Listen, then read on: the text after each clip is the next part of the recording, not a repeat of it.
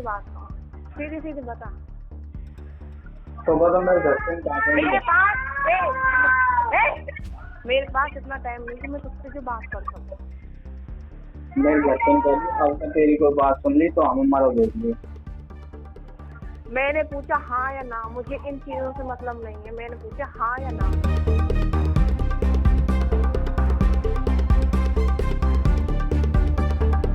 थाना हसनपुर क्षेत्र के भिड़ूकी गांव में बीए प्रथम वर्ष के छात्र प्रवीण की संदिग्ध परिस्थितियों में मौत होने का मामला सामने आया है।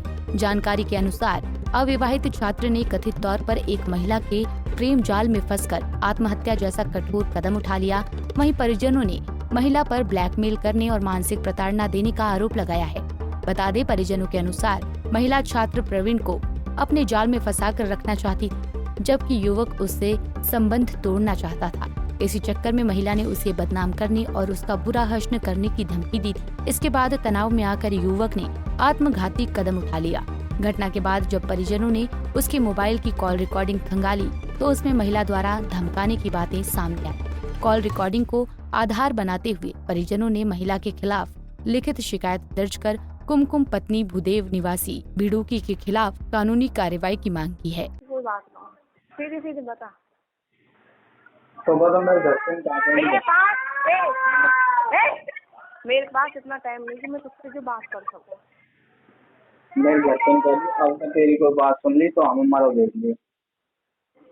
मैंने पूछा हाँ या ना, मुझे इन चीजों से मतलब नहीं है। मैंने पूछा हाँ या ना। पहले वो बात है तो बता दे। क्या बात? कुछ नहीं है। मैंने पूछा हाँ या ना। ना। ठीक है ना। अब सुन, वो क्या, हाँ उसका नाम रविंदर है, वो यही है ना बिडूकी में? पता है ना। मुझसे झूठ मत बोला करो, छोड़ दूंगी। तूने मुझे धोखा तो दे दिया, अब ध्यान कर लीजिए, तेजल काम होगा। ठीक है, मैंने कहा धोखा दियो।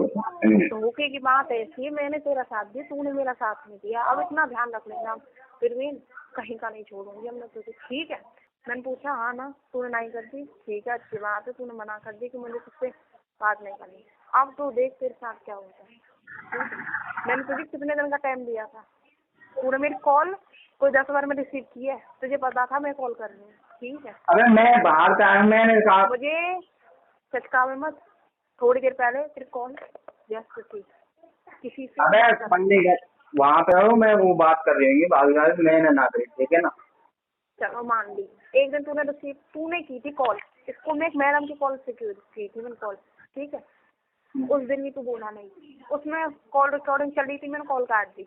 एक दिन तेरी भाभी ने रिसीव की थी, मैंने छोड़ चल लेकर कौन। अब बस इतनी बाकी रही है, सही बता रही हूँ, मैं कुछ ना करूंगी जरूर। मुझे नहीं पता क्या करने आ रही हूँ, ये तो मैं पूछ के ही करूंगी, पर इतना जैसे उनको कहीं का नहीं छोड़ा। गांव वालों ने वहाँ गाँव जाके उतारा उसको। तो औरत गांव मिडू की ही रहने वाली है, शादीशुदा है, वो भी अपने गांव में गई हुई है। फिर भी शादी के लिए दबाव बना रही थी। फिर भी उसके साथ रहने का दबाव बना रही थी, या तो मेरे साथ रहे या नहीं तो मैं देखना जैसा पहले किसी लड़के के साथ हुआ वही हाल करवा दूंगी तेरा भी। पहले पता नहीं किसी परवीन जिनको किसी और का नाम ले रही, परवीन दर्जन क्या नाम है, ऐसा नाम ले रही थी। हाँ, जिसको हाल हुआ है, हाथ पैर तोड़वा दिए उसके। तो पहले अवैध संबंध किसी और 2 लड़के से और भी थे इसके, इसलिए इसमें भी दवा बना रही थी। मैं तेरे भी हाथ पैर तोड़वे कच्छ पे कहीं का नहीं छोड़ूंगी तुझे।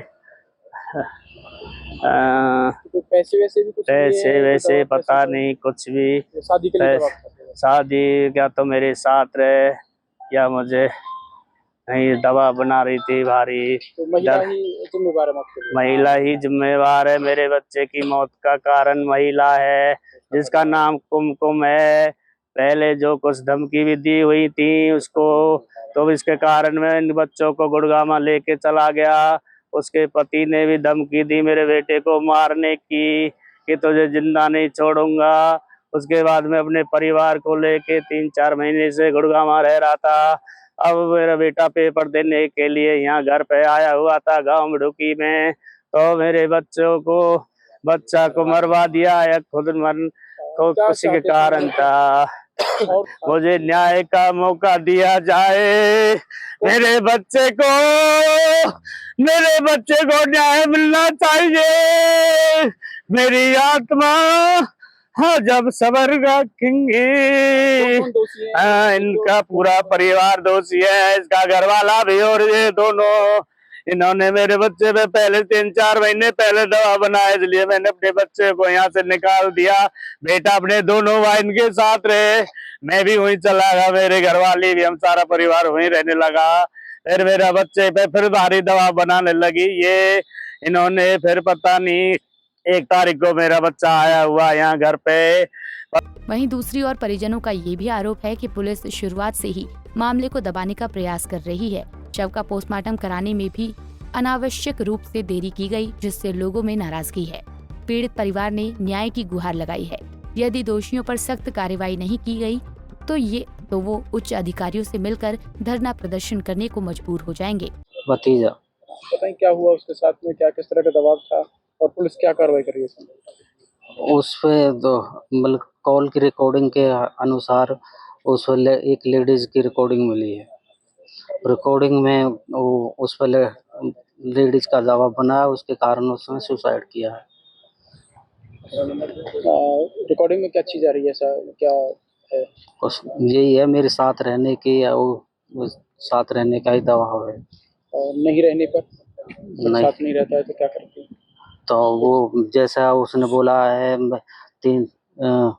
एक लड़के के साथ जो किया है उसके साथ भी करूँगी तेरे साथ।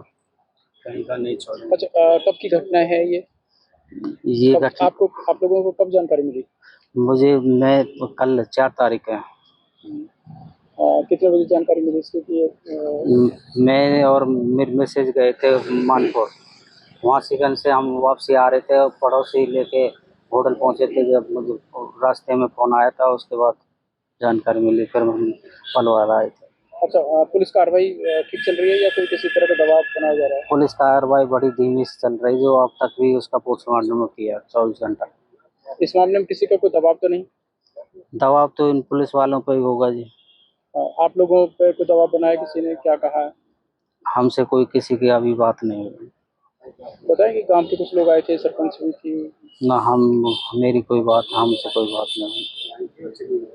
और कितने घंटे हो गए हैं मौत को ये शाम के 6-7 बजे की घटना है, जो आज 24 घंटे के लगभग होने के जा रहे हैं। तो पोस्टमार्टम क्यों नहीं करवाया जा रहा पुलिस द्वारा? ये पता नहीं को कागज कार्रवाई में चल रहा है या और कोई कारण है? कार्रवाई तो 2-3 घंटे में हो जाती है। दूसरी पार्टी का दबाव है, बोले क्यों ना। पार्टी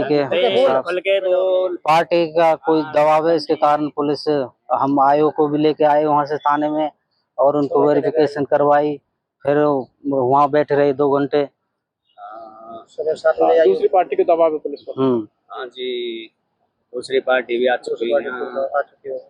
वहीं पुलिस थाना प्रभारी इंस्पेक्टर यशवीर से मामले की जानकारी तथा बाइट लेने का प्रयास किया गया तो उल्टा पुलिस के काम में बाधा डालने का आरोप लगा दिया गया। इस पूरे मामले में पुलिस की भूमिका पर सवाल खड़े हो रहे हैं। अब देखना होगा कि पुलिस कब तक छात्र को न्याय दिलाती है। पलवल से गुरुदत्त गर्ग, पंजाब केसरी। हमसे जुड़े रहने के लिए हमारे YouTube चैनल को सब्सक्राइब करें और नई वीडियो की नोटिफिकेशन के लिए बेल आइकॉन को दबाएं। अगर आप ये वीडियो Facebook पर देख रहे हैं तो लाइक जरूर करें और ज्यादा से ज्यादा शेयर करें। धन्यवाद।